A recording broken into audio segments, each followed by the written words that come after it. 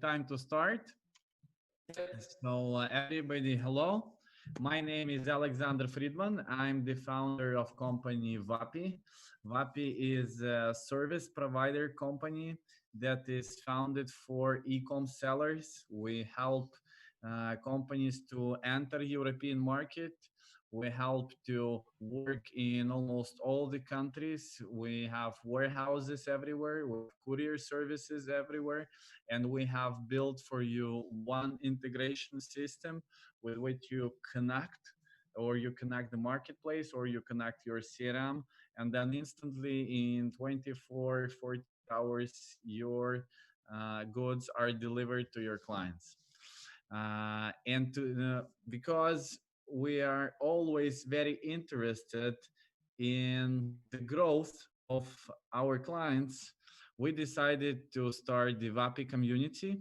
And WAPI community is a space in internet where we gather maximum information about digital marketing, sales, knowledge about how to be successful at Amazon.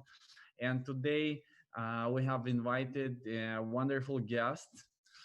We have invited Brent Zahradnik, who is an Amazon ads specialist and founder of AMZ Pathfinder.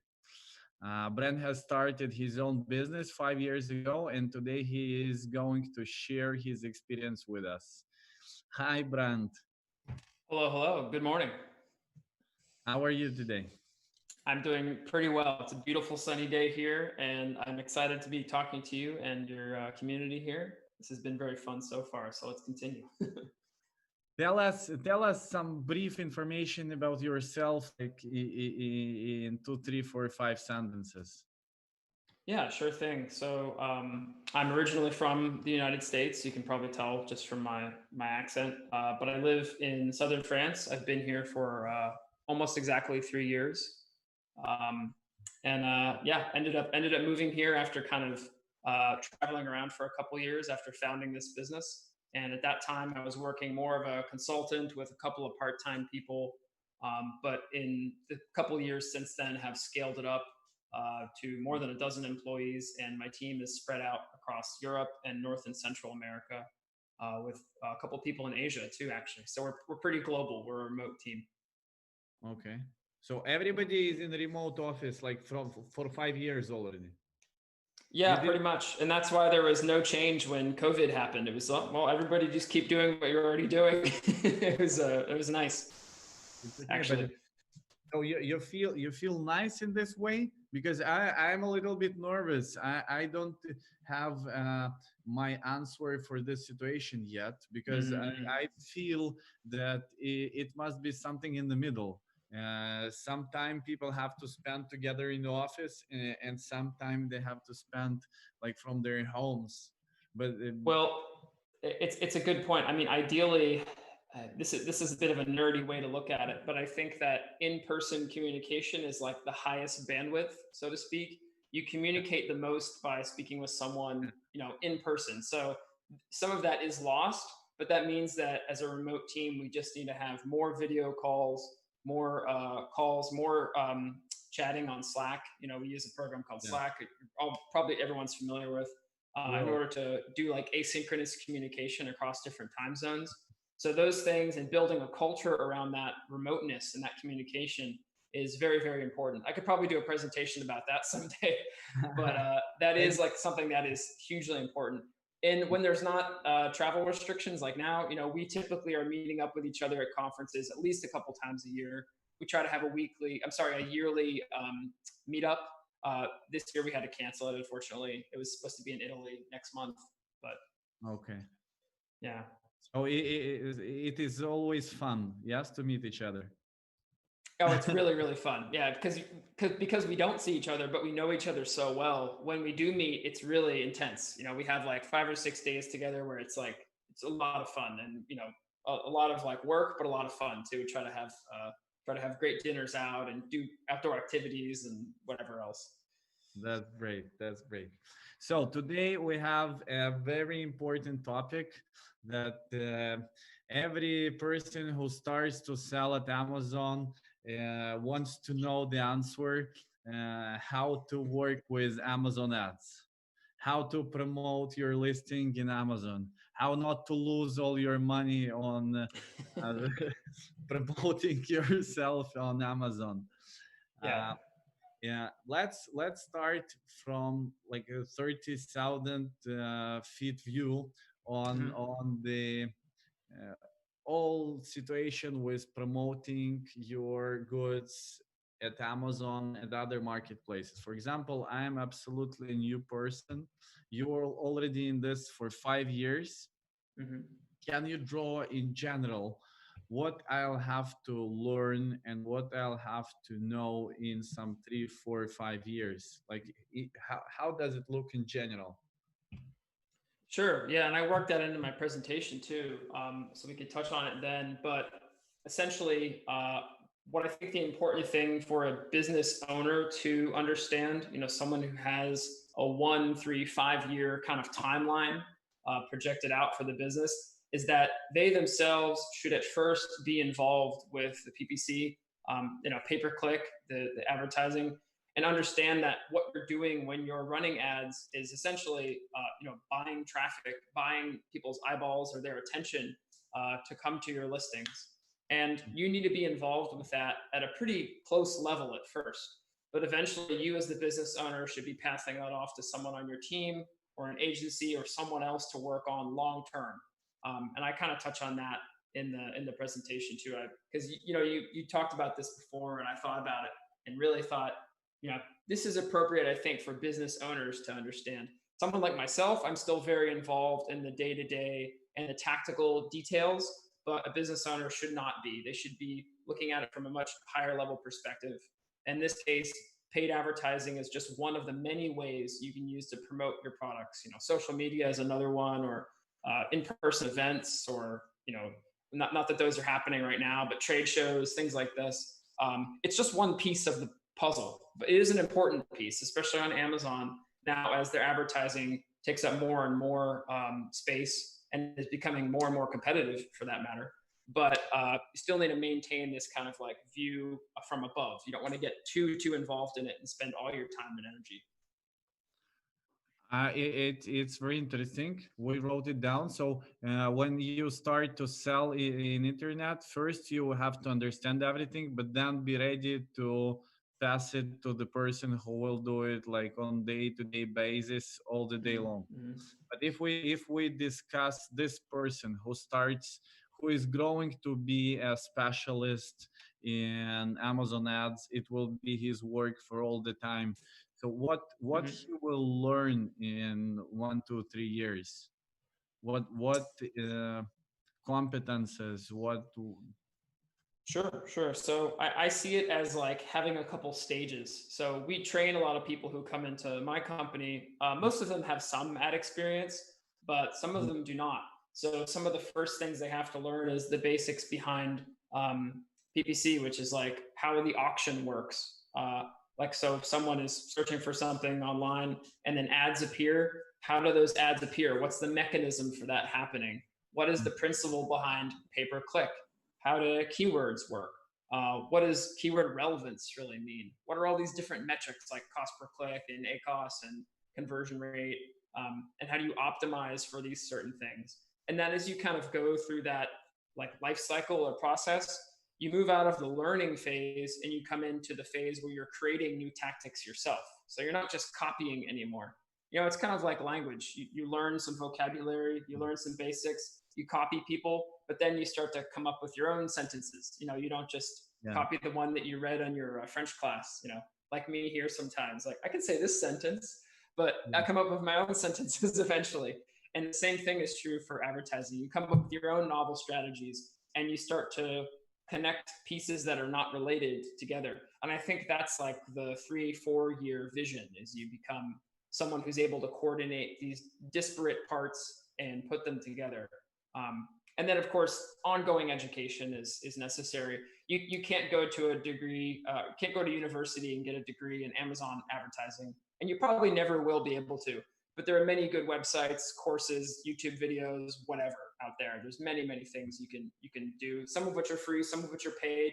But either way, it's cheaper than a university education, and it can still Our get you a pretty good job. So our previous guest said that don't ever buy a paid studying program because everything is for free, and if you have patience, you can find all the answers in internet for free.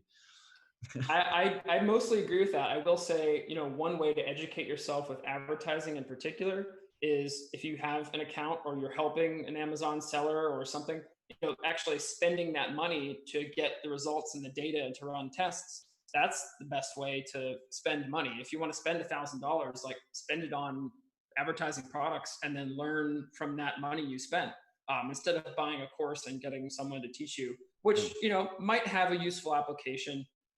I've taken courses myself, but That's a good life hack. We have to write it down. Don't if you have $1,000,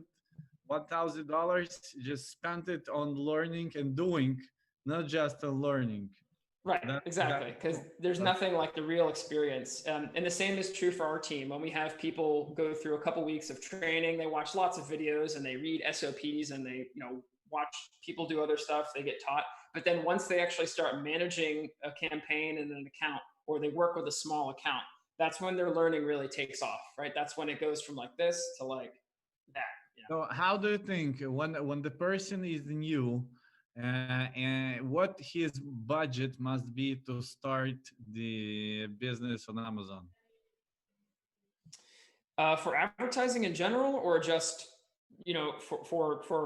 like an Amazon business, like the whole thing? For Amazon business, he is one person or he is with his friend together. They want to start the business on Amazon. What must be their budget? So that's a hard question actually, because much like advertising, as much money as you have available to start might dictate how fast you go. So I think it's possible to start with just a few €1,000. Like I've seen people do that, a couple thousand for product and, maybe 1,000 for advertising and then, promotional channels. And if you try something that's innovative or, a little bit out of the ordinary for promotions, you can get sales and stuff started up pretty quickly. But if you have, a lot more money, let's say 50,000 euros to put at something, then you can afford to buy a lot more advertising more quickly. You can buy more inventory. So when you get more sales, you don't run out of stock and have to deal with that whole problem. So I think it's possible to start, let's say 3,000 euros is probably like a good base. But yet again, if you have more, you can accelerate your process, much like ad spend. I think it is rather risky when you're a new person and you don't have the knowledge yet to invest 50,000 in it. Maybe you first need to spend 3,000 and just to understand how everything is working. And when you understand, then to invest more.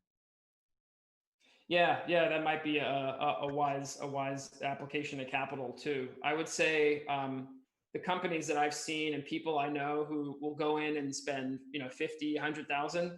They usually have one or two Amazon businesses already, but so they know how to scale into it and they know how to get things running, 100 kilometers an hour, like much faster, right through. Okay, and what have you seen during your experience? Those teams that have 3,000 to 5,000 USD, they start the business. What success can they have? Like what figures they can come in 1 year, in 2 years? That's a hard question too, because at this point we work with a lot of like larger, more established companies that have a consistent amount of sales. So I don't have as much interaction with sellers that are starting off. Although I do talk to them on an almost weekly basis because we get a lot of interest from sellers who maybe aren't the right fit for our services, but I still talk to them and ask them what they're doing and what they're trying. So I like to try to learn. And I would say that the Amazon space is more competitive now in the US than it's ever been, although there's still lots of opportunity in Europe. And even in some emerging markets, like I think Japan is still a place that has a lot of opportunity. Mexico, for instance, is one I'm really big on. So I think if you take that budget to those countries, you can probably make more out of it than you could if you just try something that everyone else is selling in the US. Ultimately, though, it's going to depend on the quality of your product. Your customer service, your branding is really important now more than ever. And I would also say your marketing spend. Like, are you gonna, throw all your money away with Amazon advertising by using a bad strategy, or are you going to apply it judiciously and try other channels too? I think you need to spread it out. This will be the final question before the presentation. Let me Okay. ask it like this. Imagine that we have a challenge with you. You have $10,000 and I have $10,000, and we are playing the game who will earn more money in this year. So how do you think, what goal will we set to each other in this game? What goal will be to earn how much money? Let's see if we can do 10 times that. Like, let's see if you can turn, see if you can turn 10,000 into 100,000 using Amazon. So sourcing products in 1 year. Yeah, why not? It sounds reasonable. You think it is really what can happen? I think it's possible, yeah, because imagine that you have inventory and you sell for a good margin and you reinvest those profits into buying more inventory and optimizing listings further and building up more reviews or whatever. And then that money slowly snowballs. So each month you get more and more, revenue, but you have a small amount of profit you can take out of that to reinvest for more inventory. And so, this just eventually grows like this. 10,000 is a good amount to start. I'm sure that you have people watching who are saying, "Oh, I could do 200,000 in 3 months." So I think that at this point, all the guests and all the people who will view the video afterwards, they begin to be a little bit nervous and want to start doing the job already. Okay, let's go further to your presentation. Okay, sure. Yeah, I might have to skip over some parts because we already kind of covered them, but that's no problem. I'll just share my screen then, right? Yeah, do it like you see it. Okay. Move this video.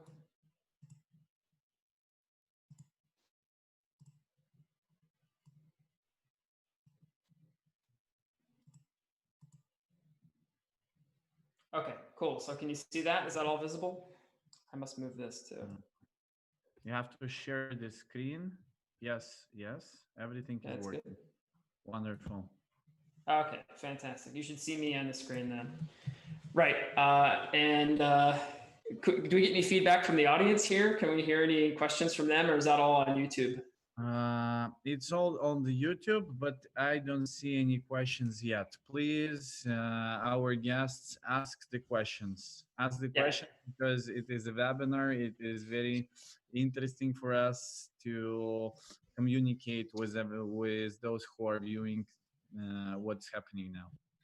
Okay, cool. So if I see any questions, I'll ask you instantly, okay?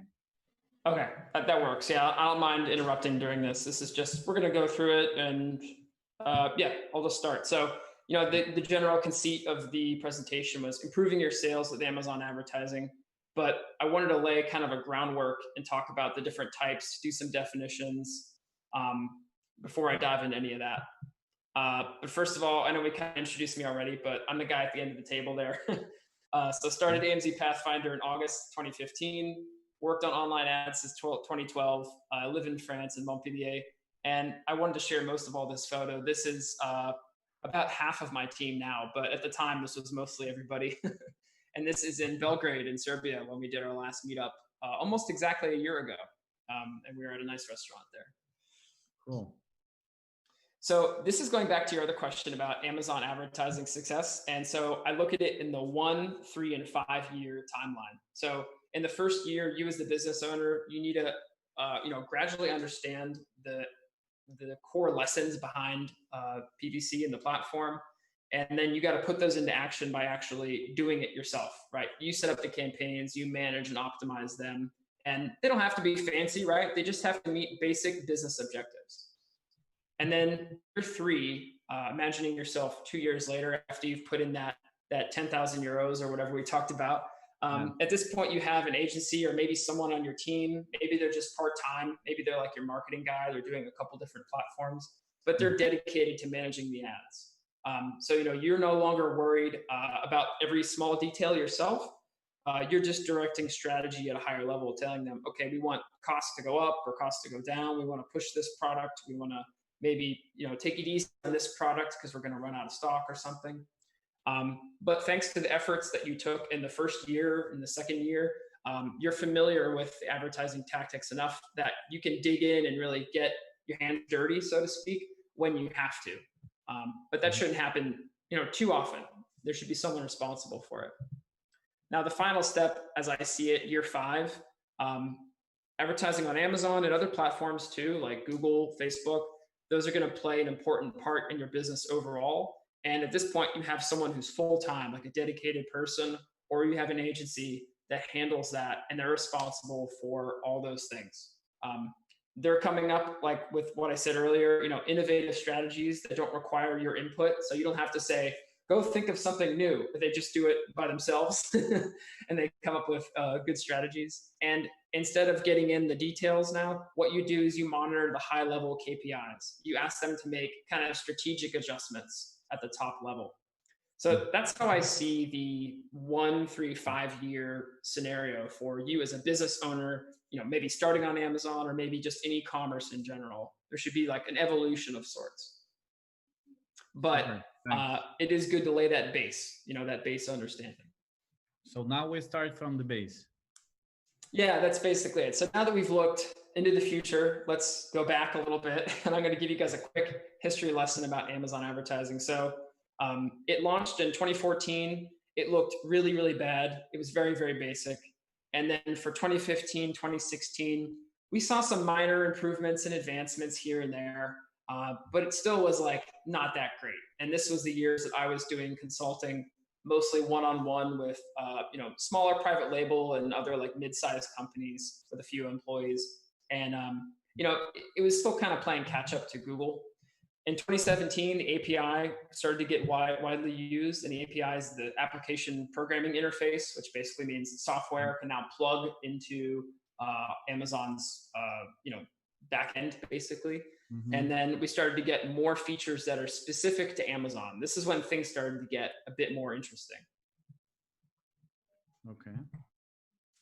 And then 2019, just last year, the platform became really widely noticed, and a lot of these big agencies and big companies started to pay attention. That's when we started to hear from like the household brands, and that they were really getting into Amazon advertising in a big way. And that means budget was starting to be shifted over from Google and Facebook and other things to Amazon. Mm-hmm. And now 2020, this year so far, things have been pretty crazy, mostly thanks to COVID, but they're also growing their platform simultaneously. They haven't stopped features. So new features are coming out all the time, and year over year, they've grown 44% in the first quarter. So Amazon booked 4.8 billion, and it's what they call other on their like P&L for their company. Yeah. So essentially, they are up a tremendous amount. And I've seen projections that say Amazon's going to do 18 billion this year in ad revenue, but I think they're probably going to hit 20. I mean, at this rate, they're already 5 billion into it from quarter 1. So I think it's going to be a big thing, basically. And they have it as a separate company, or it is just a project inside the whole Amazon? Yeah, it's a good question. So when Amazon does their quarterly earnings calls and they talk about this, there is an area they break it out under other. So that other category is largely advertising, because for things like AWS and their fulfillment network and like Prime Video, they have like different categories for all those things as far as I'm aware. Mm-hmm. And they don't say explicitly this is advertising, but we can kind of understand from it and how they report it publicly versus what they say on the actual earnings, because they're a public company. They have to mention these things. So they're making a lot of money from it, basically. And it's obvious why they keep investing in it. And just as a visual demonstration, I wanted to show this. Like, this is what the campaign manager looked like. I had to Google around to find this because I don't have a screenshot that old on my computer. But look how simple this was. Like, okay, a couple of keywords and like basic campaigns. You could even set a custom date range. And I made a joke there, colorized. It's not black and white, but it is pretty old. And then this is one I took yesterday. So this is one of our clients, Oh, wow. and I've actually blurred out some of the information for, protect the innocent here.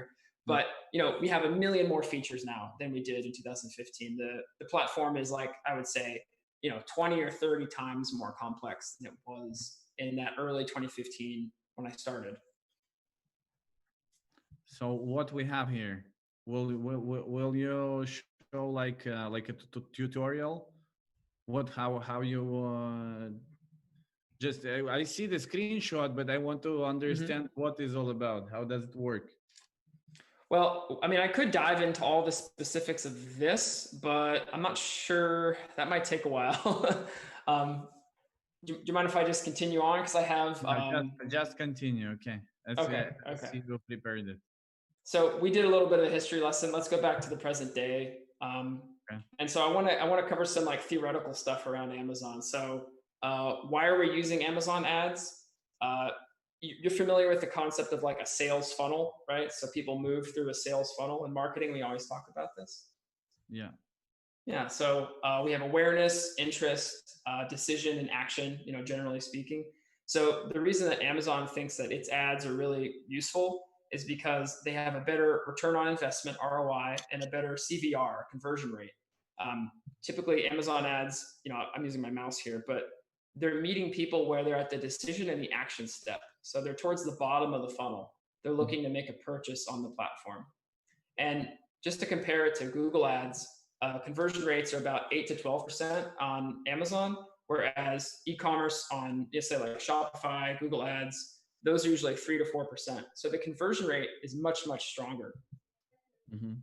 And so who should be using these? We know why, but who should be using it? Businesses selling physical products on Amazon, specifically physical products, because people selling ebooks and things like that, they do have advertising, but it's not as useful.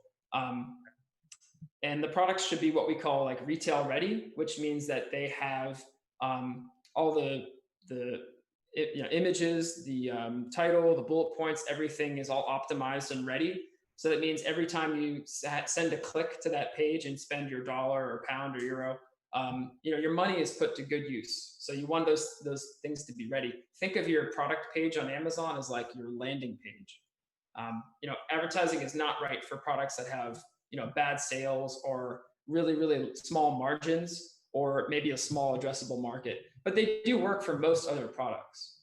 Even the things where people say like, oh, this is not a competitive marketplace. Like we don't run ads. Well, that's the best reason to run ads. You can get really, really cheap clicks and exposure and boost your sales for a very, very small investment.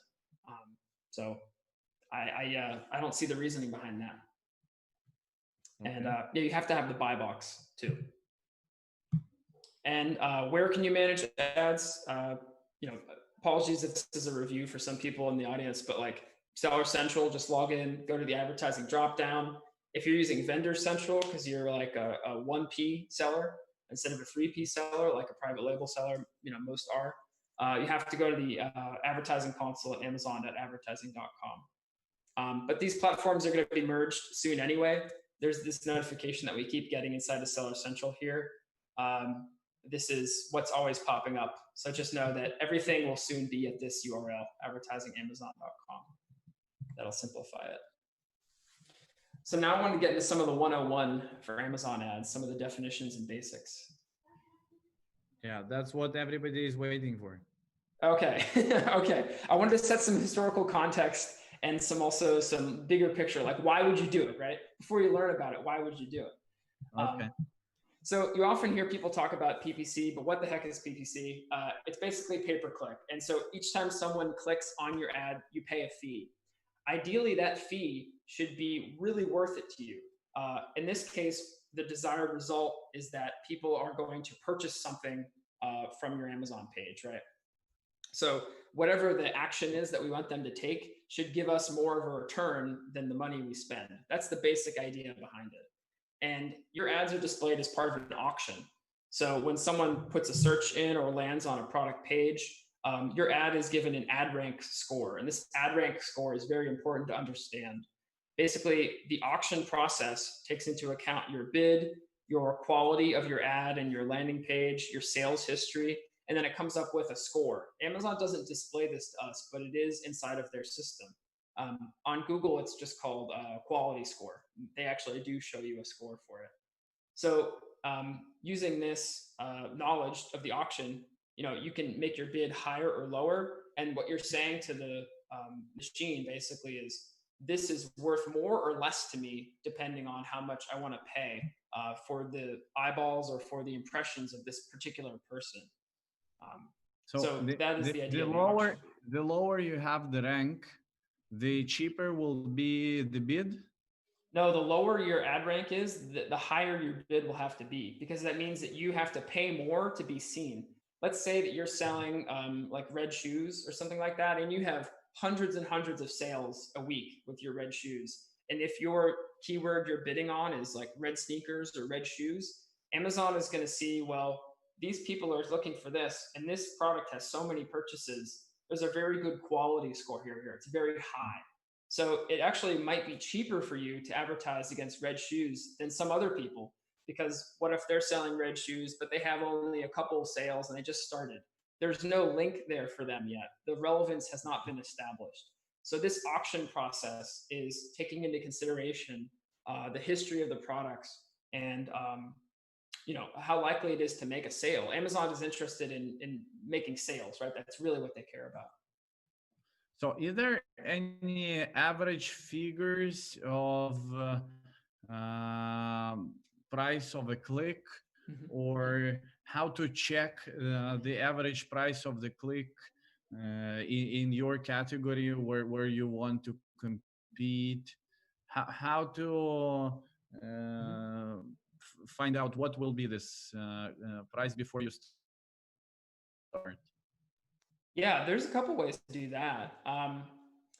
One way, so if you already have an active Amazon account and you're already advertising products, it's a little bit easier, because you can go in and you could build a campaign for like a new product that you're launching, and you could ask Amazon to suggest keywords. So when you just go in and build the campaign, it will give you a list of suggested keywords, and it gives you a CPC range. So CPC is cost per click. So each time that an ad is clicked, what the actual cost is, and it'll give you a range, and it'll actually tell you like what most people are paying. They have it like 25th, 50th, and 75th percentile. So 50th percentile means half the people that are bidding against this are paying this, and it'll say like 74 US cents. Or if you do it in Europe, it's usually lower. CPCs in Europe are typically lower. So maybe it's 63 euro cents, or 53 pound or something. Do I understand correct? When you create new advertisement, Amazon shows you the forecast.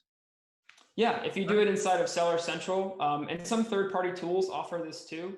If you have some sales against that product, or even if you don't, you get less information if you don't. But if you have a well-built page, can you share with us name of the tools to forecast the price of a click? Yeah, sure. I think that Helium 10 is a tool that we use a lot at my agency, and that might have some basic forecasting cost features. Okay. But typically when we want to forecast cost, we will look at historical data in an account and see if this keyword is one we're already advertising against.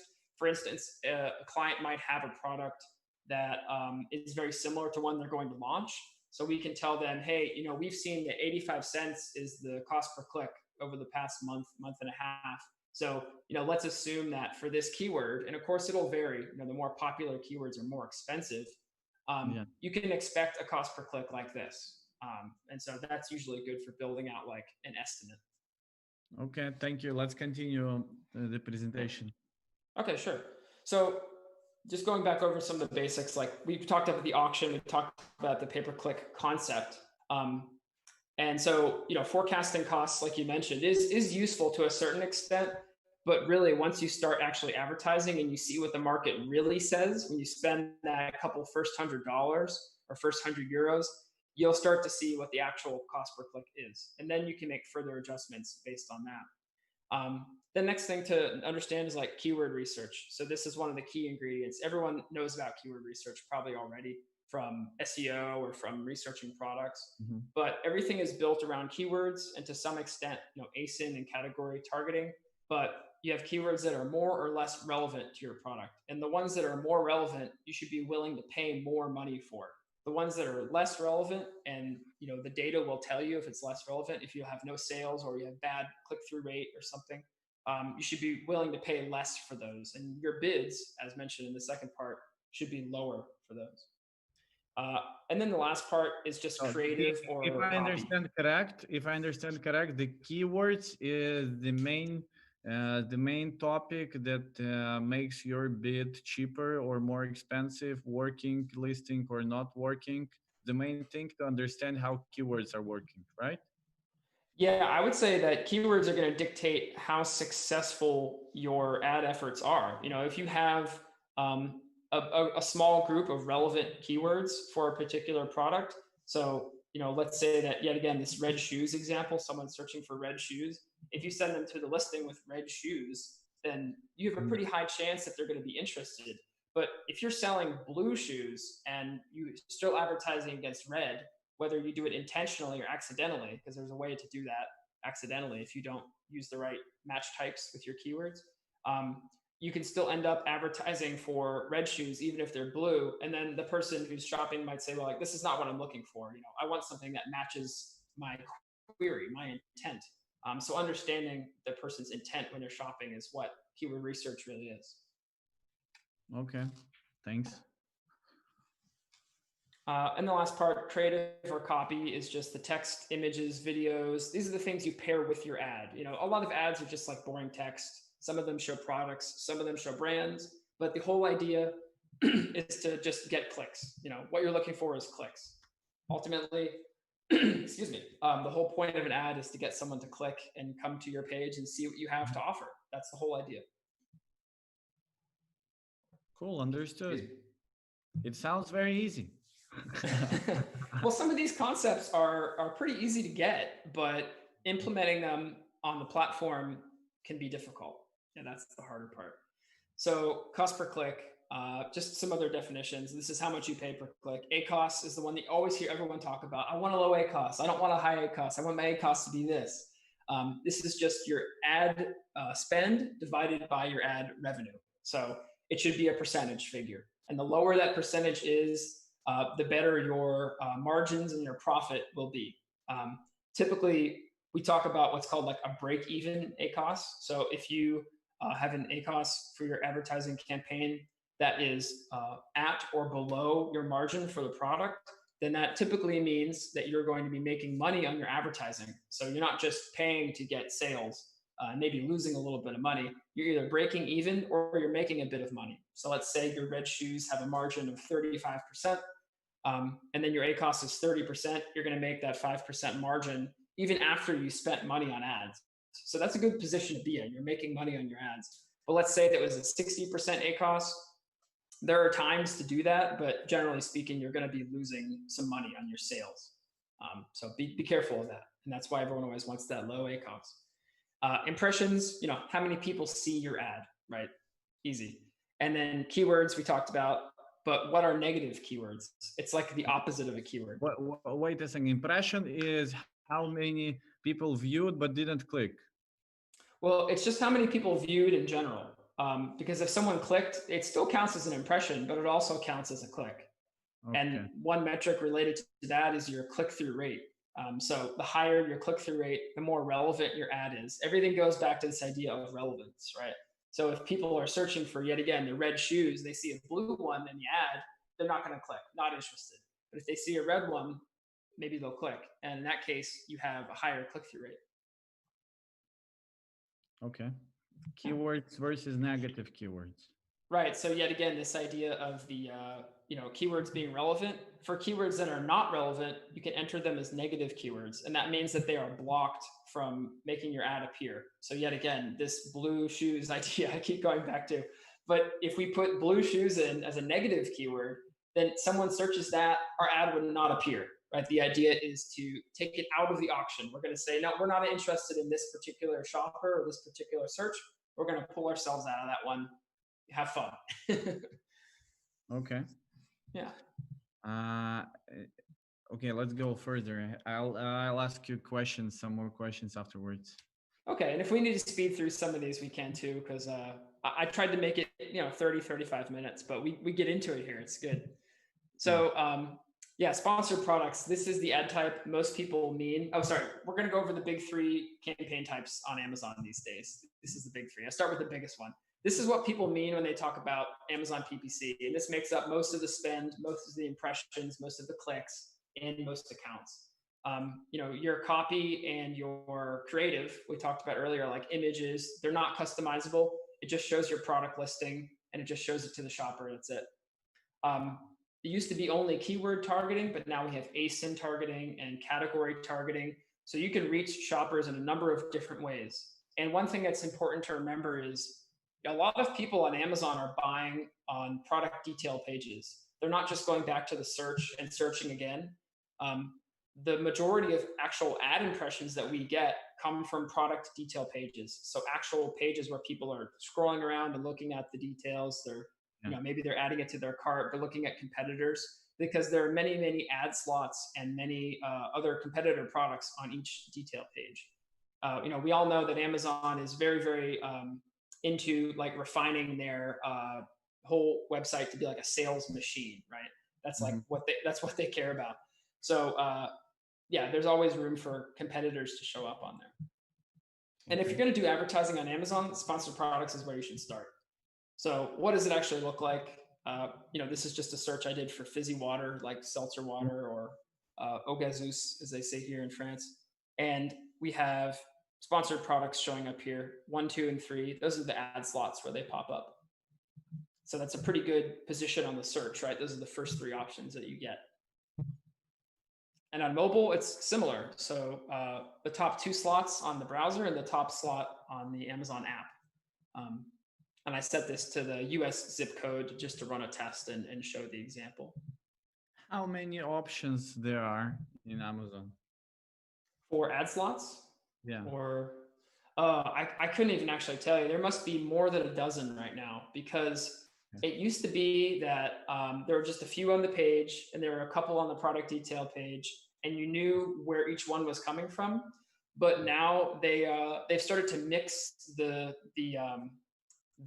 ad, what we call like ad inventory on Amazon. So some of the ads show up where it used to be the other ones. And now we have new ad types like sponsored display and even what's called DSP, which we might talk about.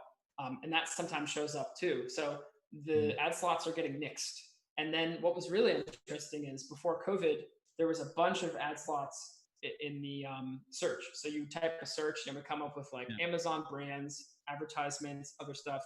But then when COVID hit, they removed a lot of those because they were trying to sell less. Amazon was actively trying to sell less stuff. So they weren't pushing the ads as hard. And actually, we still see that now. It hasn't come back. I think it might be gone for good, actually. It means that the price of a click must be raised, no, in this process? Because there's less inventory. Yeah, actually, so during COVID, the cost per click went down. The reason for that is a lot of advertisers ran out of inventory and they also were having really, really bad return on their ad spend. They had a very high ACoS. So what a lot of them said is, forget it. I'm not going to advertise at all right now. I'm just going to pull the plug on this. So I know in the US, we saw the cost per click go from a little bit over $1 on average to about 85, 86 cents.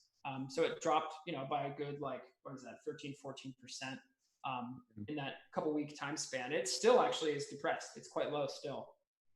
And we saw a really, really exaggerated effect in a couple of European markets. So you think it is the right time to start the online business now because of this, because of the low price of the click? I mean, that is not going to make, that'll make somewhat of a difference with your advertising efforts. But I think it's a good time to start an online business now and start e-commerce because of the overall trends. I think that COVID in general has accelerated the adoption of e-commerce by like 10 years. I really do. Because a lot less people are going to stores, more people are ordering stuff online. So just because the audience and the kind of acceptance of this in society in general has become much greater, I would say that's the reason to start selling online.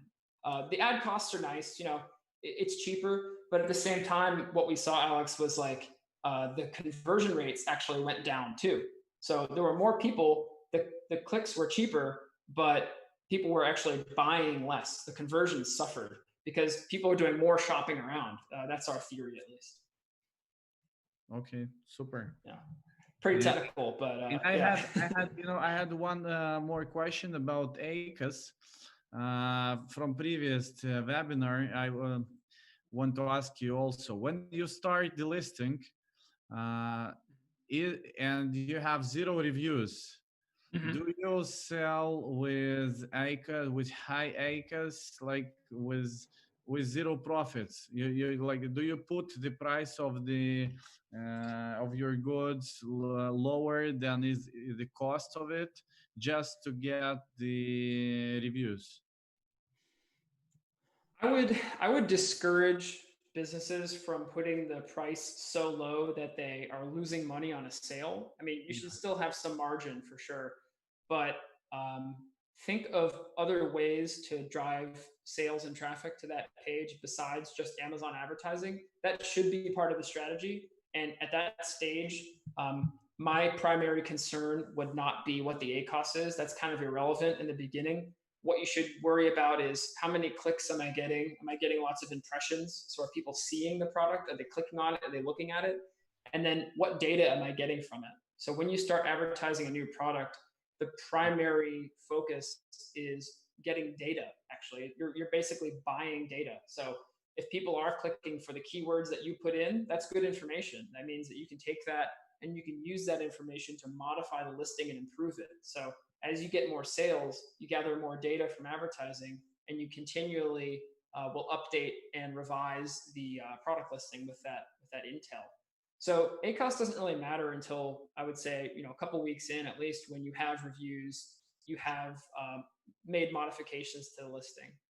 How do reviews depend on does the success of the advertisement or paid advertisement depends on the reviews, amount of reviews that you have?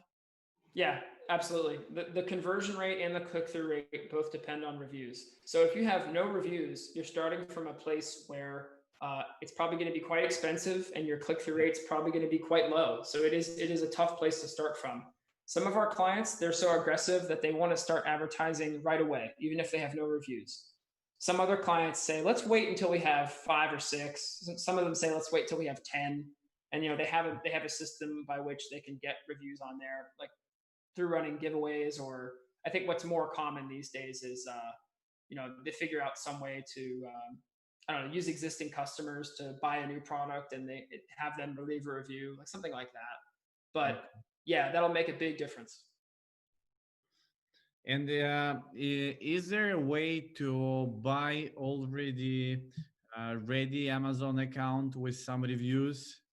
Does it work like this when people have choice to start your Amazon account from the scratch, or to buy already worked one with reviews? Yeah, I think that actually buying an Amazon account or buying an Amazon business, which is the more likely scenario, is a really good idea. I think right now is actually a bit of a buyer's market. I know a lot of sellers who are looking to sell or in the process of selling. And that can be a very expensive proposition depending on how big the company is. But we work with multiple clients who have either purchased the business or have sold the business on Amazon. And now we work with a different client who they sold it to in some cases. And if you do that, yeah, you already have existing cash flow, you have existing inventory, you have existing reviews. You probably have some sort of advertising set up in place. I think that that's a really good idea. But like I said, you have to have some experience. If it was my first Amazon venture, I don't think I would buy a business right away, because that's like trying to swim and someone throws you in the pool with the 3 meters before you go to the before you go to the part where it's just 1 meter. But there is no such possibility to buy like working Amazon account, not a working business, but for example, for some $500 to buy an Amazon account that has some 100 reviews or some that is like warmed up. Oh yeah, I'm sure there is. I personally don't know anything about that, but I'm sure there is. I know people have offered to buy my Amazon account before, like my personal one, not my work one. Yeah. And because like I don't know, I tried FBA a long time ago to see how it works essentially, and I had a couple sales and I got some reviews that were positive, but then I stopped because I was running an agency instead. Okay. But yeah, I've had people try to offer to buy it from me, so I'm sure that exists. Yeah, for sure. Okay. It looks like we have a lot of things to talk about because the time is running very fast. We So, do, yeah. i- Maybe we should skip the rest of the presentation and go to questions. Can we do that? yeah, I think you can choose any one thing from this presentation that you think is very, very important to tell, and then we'll go to the questions.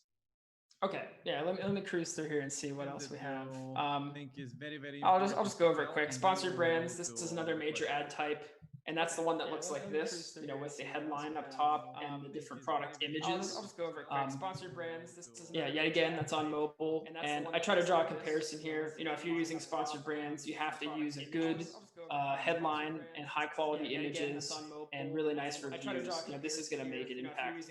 This one here, electric scooter, that's not very exciting. No one's excited by that headline.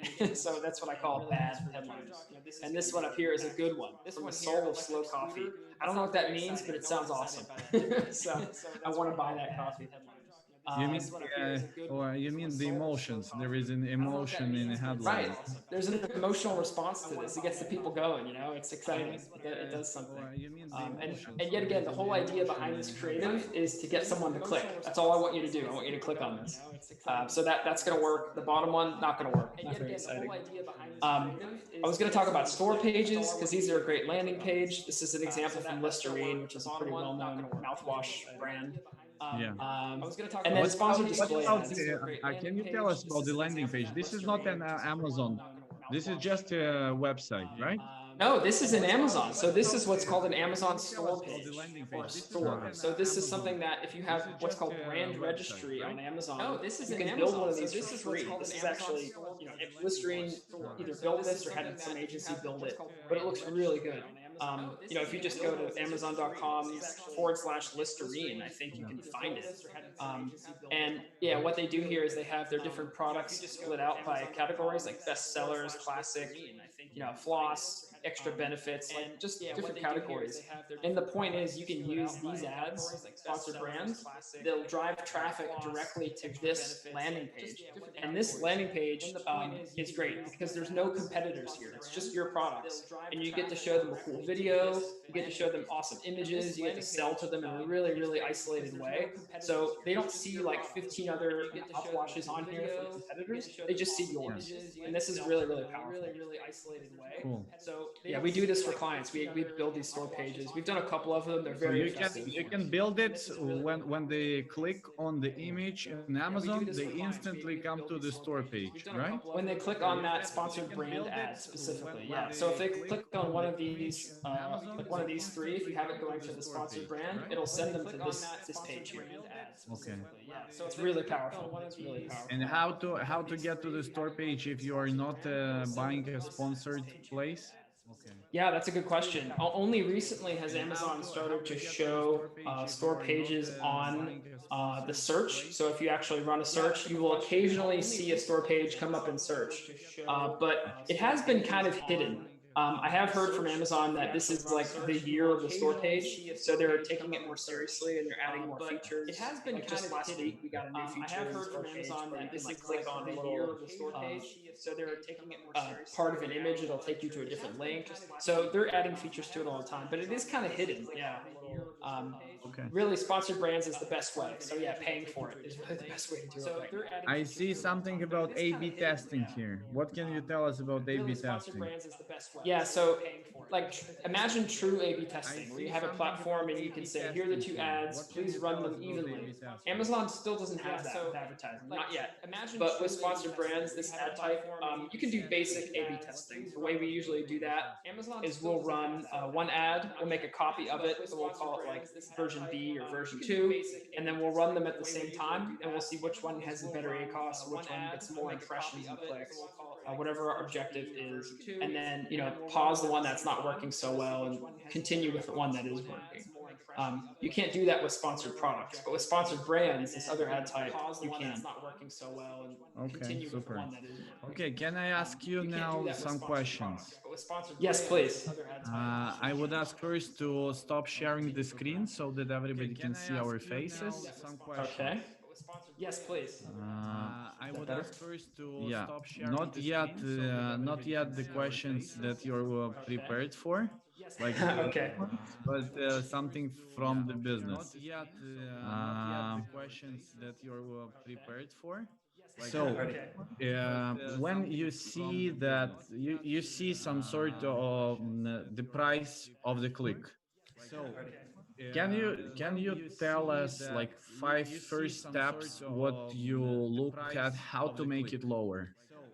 Like you start the advertisement, you get result, for example, $1.50. What are your first 5 thoughts how to make it lower? For example, $1.50. What are your Yeah, okay, that's a good question. So how to make it lower? I can think of 3 things right away, and then one thing that's kind of a warning, right? Like an important thing to consider. Okay. I can think of the first thing would be ensure that the match type that you're using for that keyword is tight as possible. So let's go back to red shoes. I know we keep talking about it, but if you have a broad match keyword for red shoes, that means you're catching all kinds of associated terms that are related to it. When in reality, if you just want to bid for just red shoes, you should use an exact match keyword. So you're getting as close as possible to that one search intent. So the search term that's coming up behind the keyword would be red shoes or red shoe. It depends, because the plural, it doesn't really care. But that's the first way. Make sure that your match type is as narrow as possible, because otherwise you're going to catch a lot of other things.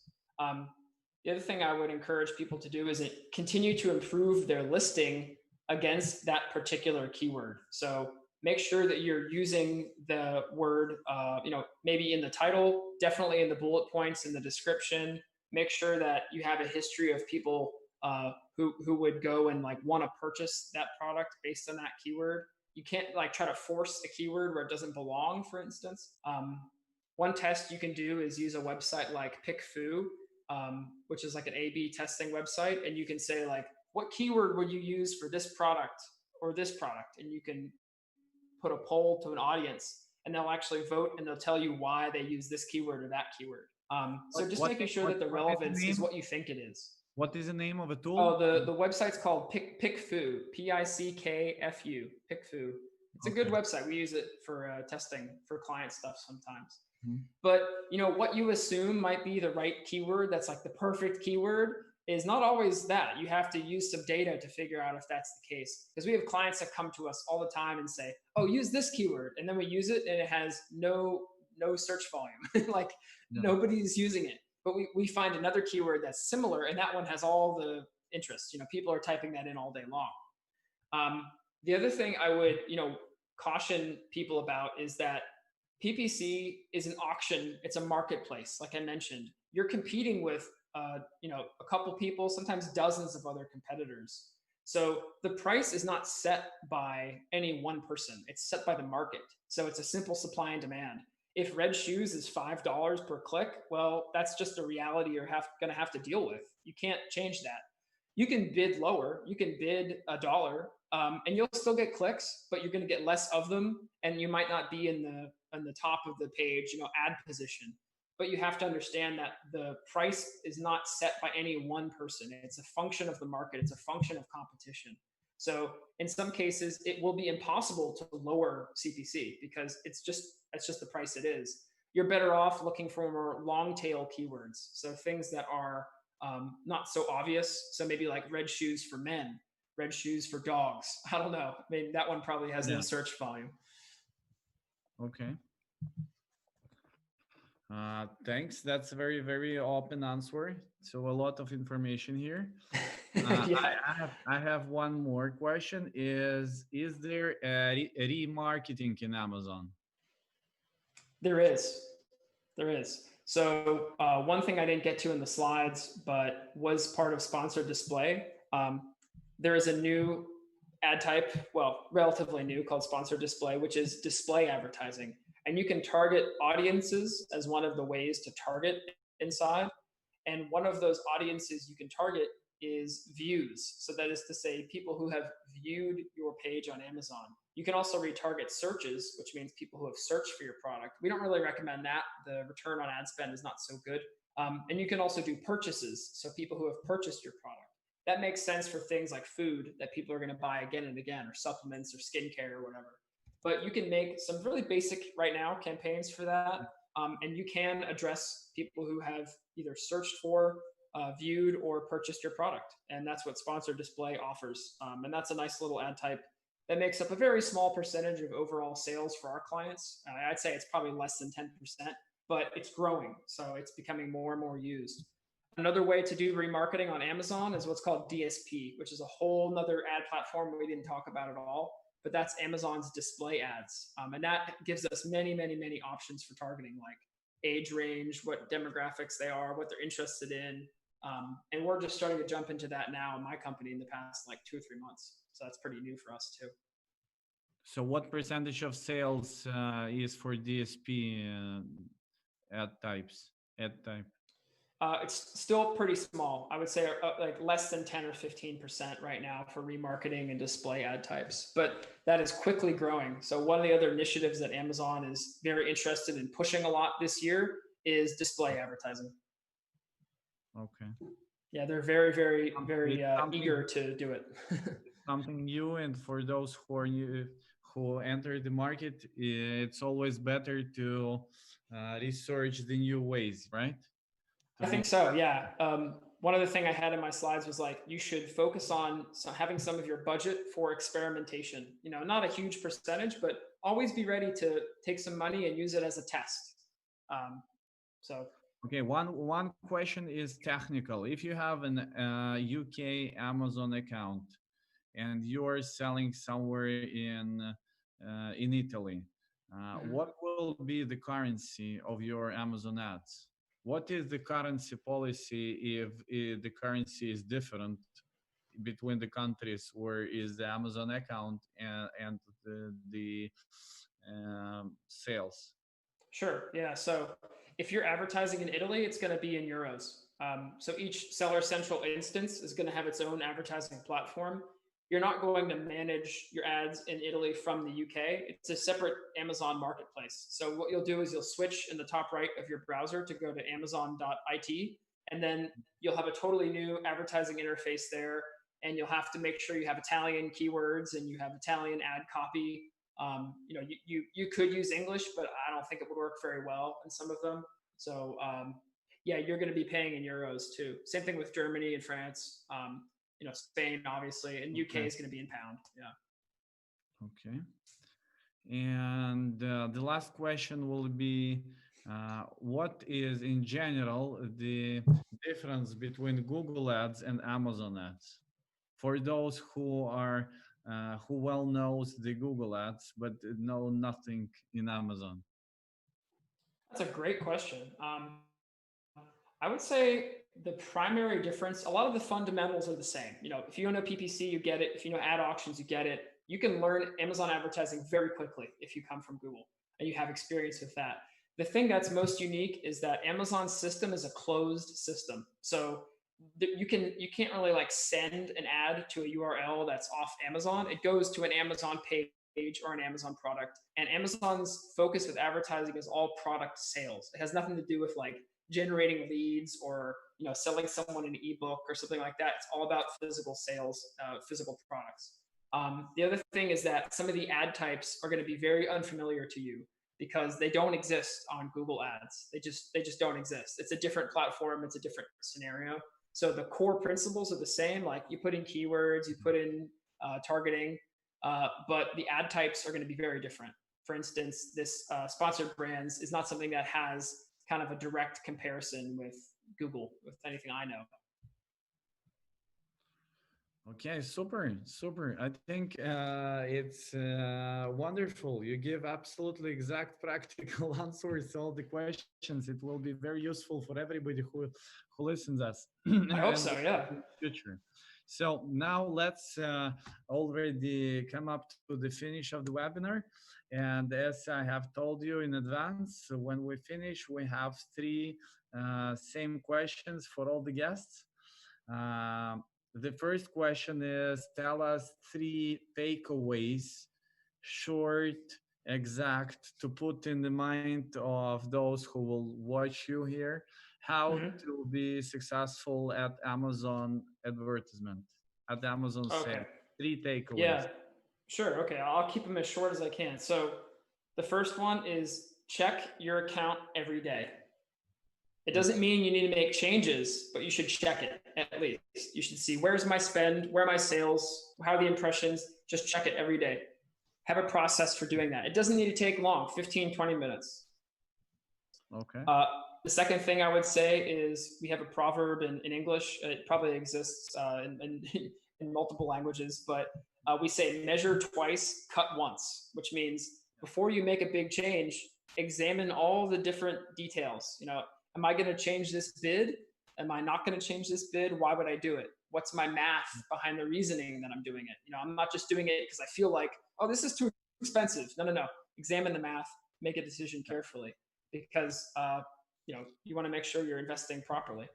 And the last thing I would say is not so much a tactical thing, but you should find a mastermind group or a Facebook group or a group of friends or someone to talk to if you're going to be doing Amazon in general. And this is true for ads too, because you need some other smart people to compare your notes with. So join a mastermind, get in a community like the WAPI community for that matter. I don't know if you guys have forums or some kind of Facebook group, but people in there can tell you about what they've done with ads, and you can share stories and share experiences. That for me has been very valuable. We are now creating the website where there will be a forum and chats and possibility to exchange with articles. We are now creating it. We started with the Great. webinars because it's very fast and easy. But we are in the process of making this the platform for the community. But maybe you can share also the information about other Facebook groups for those who. Yeah, there's one in particular that I do recommend. It's called Sponsored Products, Sponsored Brands, PPC Troubleshooting, or something like that. It's run by a guy named Brian Johnson, who is really famous in the Amazon ads community. He's a good friend of mine. I'm actually going to be on a webinar with him in 6 hours. We're doing one tonight. Okay. We'll watch yeah, it. we're talking about sponsored display and DSP, the two things I touched on briefly here. But yeah, it's me and him and 3 other people. But he has a Facebook group that's thousands of people, and everyone's in there talking about advertising. And I sometimes get in there and answer questions, and he does too. How to find it? Just to write Brian Johnson, Amazon? Yeah, I'd have to try to bring it up in my own browser. I could send you a link. Let me. Yeah, it would be very great. So we send to everybody. Okay, sure.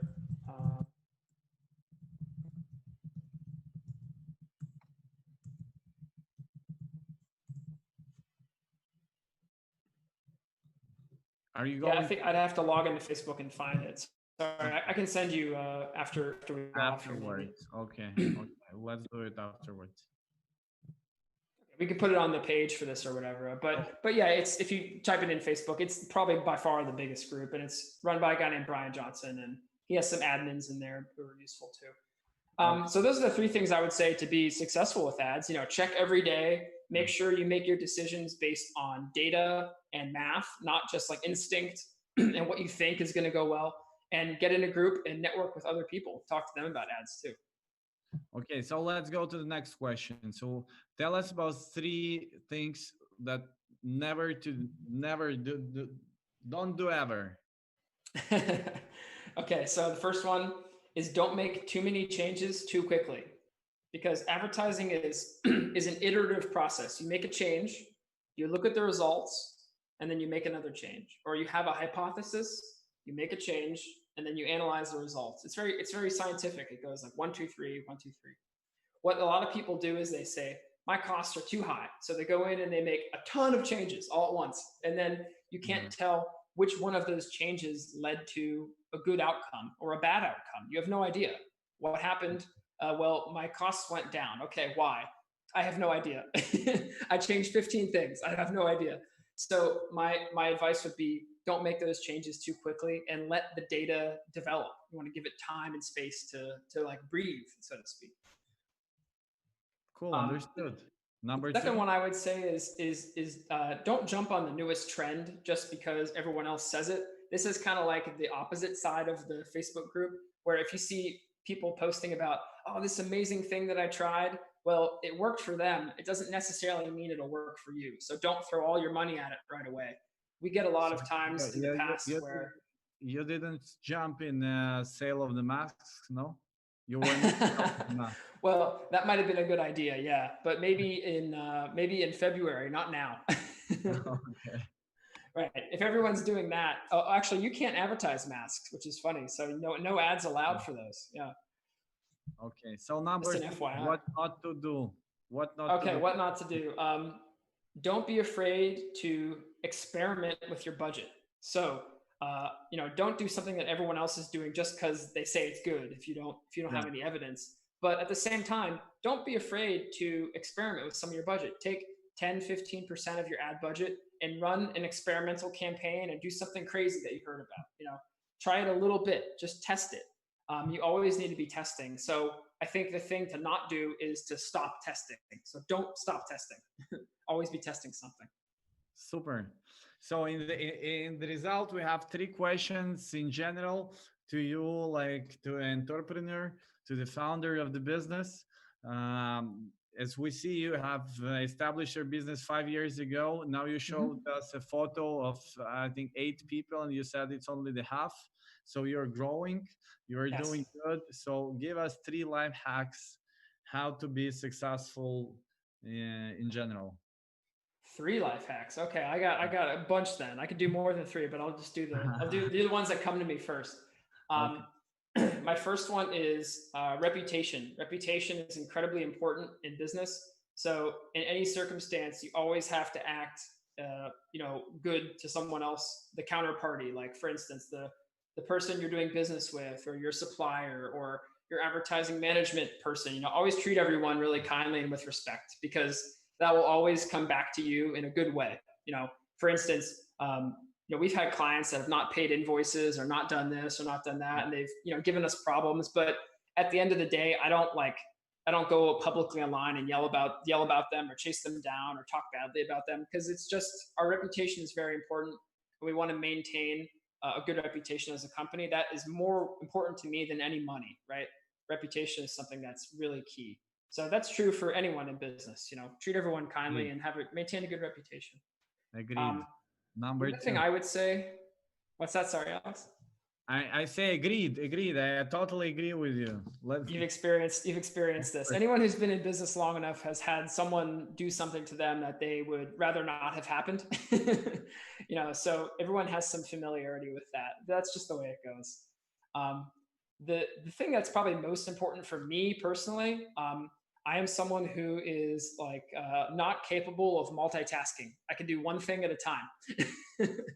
So my hack is my phone, which I think is the most distracting thing ever created. When I'm working in the mornings, I have it on airplane mode and I have it in a different room. So I don't have my phone anywhere near me. And same thing is true with tabs. I have too many tabs open in a browser. I have to focus on just one thing at a time. And this has helped me get a lot of mental clarity and space. And that allows me to be productive. And it allows me to do things like, write a big blog post, or think about how the business structure is going to look the next year, or what kind of new tactics we can use for client with this new advertising type. So the focus is in giving yourself that space. For an entrepreneur, I think that's incredibly important. You have to fight to make that space, because people always want your time and attention. Absolutely. Yeah. That's very, very important. Yeah. I have started WAPI 4 years ago. Of course, it's not my first project, but in WAPI we have already 30 people, 30 employees. Yeah. And yes, everybody is trying to steal your time. Right, right. That's how it's going to be. Yeah, because you're in a lot of cases the linchpin in a lot of operations. You know, you're Right. between many things. You know. So the last one, the last life hack to be successful in life, in business. The last life hack. What's a good one? Um, I don't know. I can say something generic like get out and exercise, but I feel like that's even more important now after COVID lockdown because here in France we couldn't do cycling for 2 months, and cycling is my main way of Yeah. staying fit and active. And I really missed it, but now it's back. So I've been riding, and I feel much better. My mental health is much better thanks to that. So I would say exercise. Don't I forget about it. absolutely agree with you because I'm doing so many different exercises, and I understand that I'm doing it for energy. Because when Right. you're an entrepreneur, you have to have a lot of energy. Everybody is waiting that you will come and you will invent something. You will help the other people. You will help employees, help partners, help clients, and Yeah. you have to work with your mind like 24/7. And the only way to do this is to do the exercises.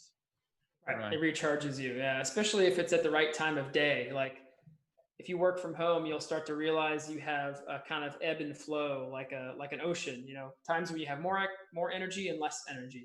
So the times when you have less energy, maybe it's good to go outside and do something active to fight I, against that. You know, I call it energy management. energy management. There is time management, and I'm saying that time management doesn't work. Energy management, that's the thing that works really. Oh, I really. like that. That's a good paradigm. Yeah, I agree. Okay, Brand, thank you very much for being our guest today. Again, for Yeah. everybody who has questions about Amazon advertising, you can send an email to Brand. He will probably find some time to help you to answer. If you have a big business with 6, 7, 8 figures, Brand will be very interested to become your partner as an agency and to make you do more sales with less spendings in Amazon advertisement, right? Sounds about right. Yeah. And we work with North American and EU businesses. We have, a lot of our team is in the EU. About 40% of our business is EU, Amazon. So we're very well versed in all the EU.